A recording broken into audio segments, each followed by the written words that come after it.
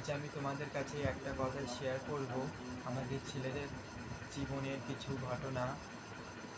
কথাটা হলো, বিশেষ করে মধ্যবিত্ত পরিবারের ছেলেদের এটা জীবনে হবে। কথাটা হলো, যখন একটা ছেলে ক্লাস 12-এর পরীক্ষা দেয়, সে কি এতটাই বড় হয়ে যায়, এত কিছু জানতে পারে যে তার পরিবারের দায়িত্ব তাকে কি মানতে না পারলেও তাকে মেনে নিতে হবে, তাকে বেছে নিতে হবে প্রভাত জীবন।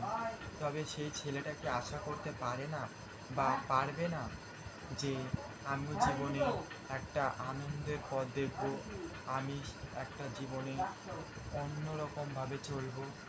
সে কি একটাই জীবন পাবে, প্রভাত জীবন? যদি ভালো লাগে তোমরা কমেন্ট করবে, একটা লাইক করবে, কেউ বাজে মন্তব্য করবে না। আর যদি কোনো আমার কথায় কোনো ভুল হয়ে থাকে ক্ষমা করবে।